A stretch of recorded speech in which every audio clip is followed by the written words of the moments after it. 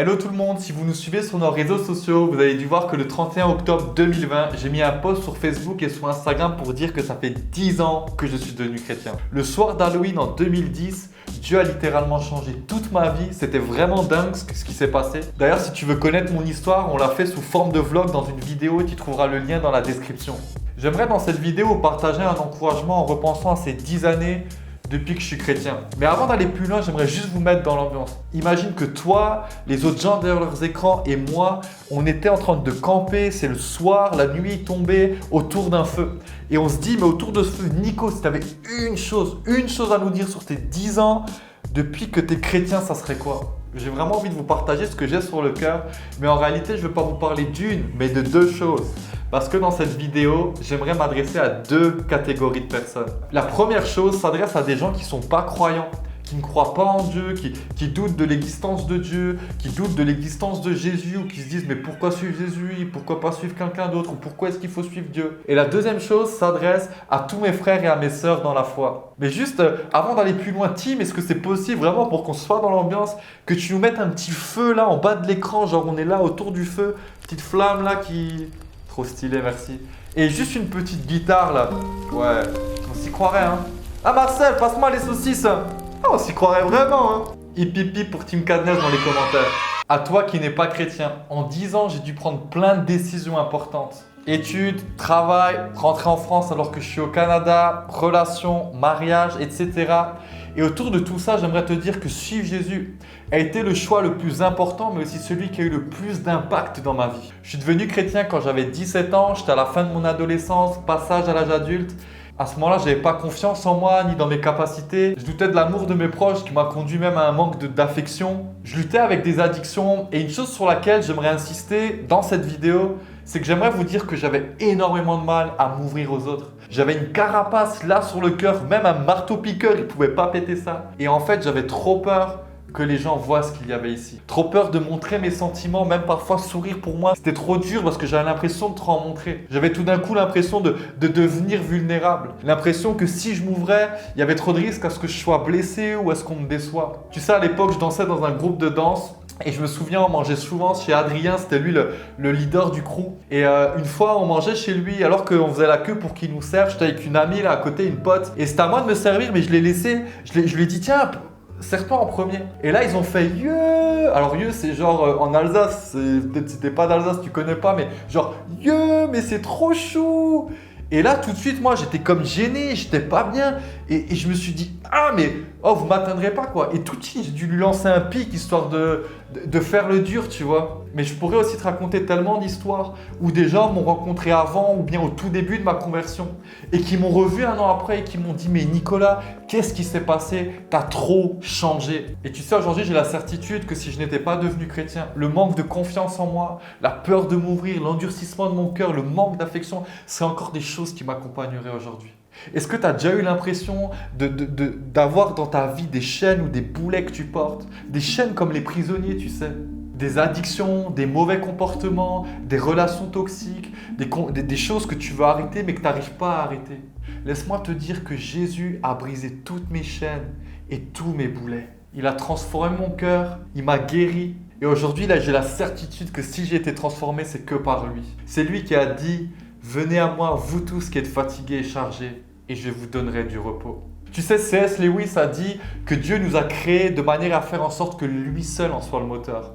En gros, si tu veux que ça marche bien ici, il faut que tu aies Dieu. Et c'est à cause de ça que je sais que les 10 dernières années que j'ai passées ont été les meilleures et que les suivantes seront encore mieux. Ma deuxième pensée est pour toi qui suis Jésus depuis plusieurs semaines, mois ou années. Comme moi, te détourner de ton péché et suivre Dieu a été le choix le meilleur dans ta vie. La vie avec Dieu est vraiment extraordinaire. On est appelé ses enfants, on est guéri dans notre cœur, transformé. Dieu nous guide vers ce pourquoi on a été créé. On prend part à plein de bénédictions.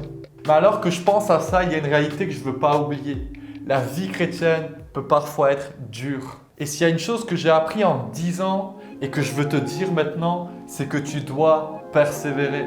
Tu dois persévérer parce que dans ta marche de disciple, alors que tu veux avancer, alors que tu veux grandir avec Dieu, alors que tu veux progresser avec lui, Finalement, tu sais qu'il y a aussi 3 choses qui se dressent devant toi et devant lesquelles tu dois persévérer. La première chose, c'est le monde dans lequel on vit.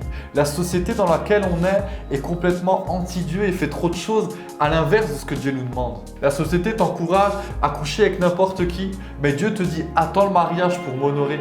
Aujourd'hui, tout le monde te dirait si quelqu'un te blesse, mais rends-lui le mal pour le mal. C'est tout à fait normal, c'est légitime. Mais Jésus te dit bénis tes ennemis, fais du bien à ceux qui te font du mal. La société te dit élève-toi et Jésus te dit sois humble et sois le serviteur des autres parce que le plus petit dans le royaume des cieux, c'est lui le plus grand. Et on est là entre 2 tensions, entre la tension de la culture dans laquelle on vit et la culture du royaume de Dieu. Une autre chose qui se dresse sur notre chemin, c'est nous-mêmes. Et la Bible fait souvent mention de notre chair pour parler de l'homme séparé de Dieu et qui est trop souvent empressé à commettre le péché. Combien de fois ici on a des pulsions qu'on n'arrive pas à gérer, qu'on ne contrôle pas et dont trop de fois on y cède. Je pense à des choses comme la masturbation, comme la pornographie, à des achats compulsifs, consommation pour combler un vide à l'intérieur de nous. Je pense à l'orgueil, au est-ce que tu m'as vu, est-ce que tu as vu que j'étais important, alcool, drogue, tellement de choses.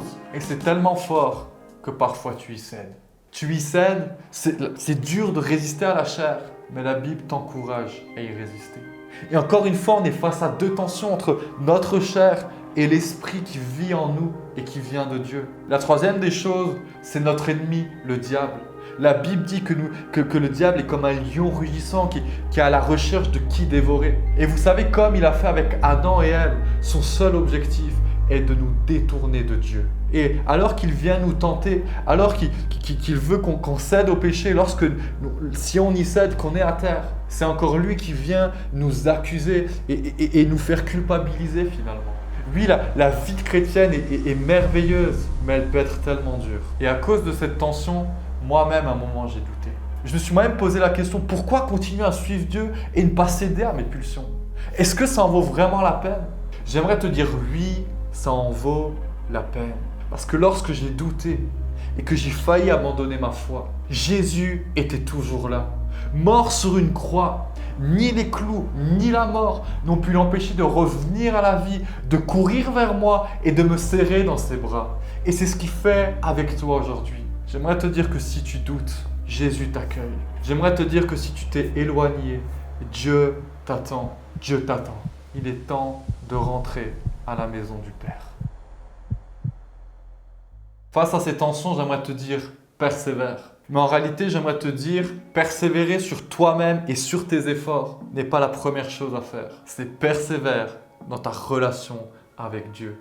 Parce qu'il n'y a que lui qui pourra transformer ton cœur. Demande-lui pardon, cherche-le, construis une intimité avec lui. Tu sais, passer du temps avec Dieu, mais c'est juste merveilleux. Passer du temps à le prier, à lire la Bible, à l'adorer, à lui chanter des chants, mais c'est tellement incroyable lorsque Dieu vient et nous visite, vient à notre rencontre. Et c'est pour ça, j'aimerais te dire, persévère dans ta relation avec Dieu.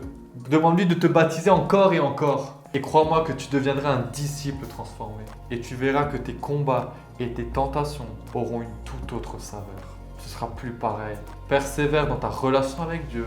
Persévère dans les efforts que tu as à fournir. J'aimerais finir en priant. Et si tu veux prier avec moi, alors tu peux juste fermer tes yeux devant l'écran. Qu'importe si tu appartiens à la première ou à la deuxième catégorie, que tu sois croyant ou pas croyant, tu peux fermer les yeux devant l'écran. Seigneur notre Dieu, je te remercie pour cette personne qui est en train de regarder cette vidéo. Je crois réellement que l'écran n'empêche absolument pas ton Esprit Saint d'agir. Et je te prie maintenant, visite le cœur, le corps de la personne qui est en train de regarder cette vidéo. Et je te prie, révèle-toi à elle. Viens l'encourager si elle a besoin d'être encouragée. Viens transformer son cœur si elle a besoin d'avoir un cœur transformé. Viens la sauver si elle n'est pas encore sauvée. Montre à chacun quel Père merveilleux tu es. Et viens encore transformer des vies comme tu sais si bien le faire. Au nom de Jésus-Christ. Amen.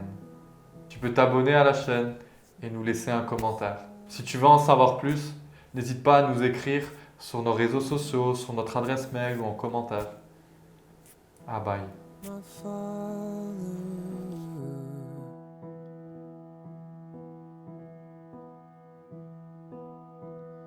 my Father. Alors si vous ne saviez pas, c'est pas nous qui montons nos vidéos, mais c'est un pote à nous qui vit de ça.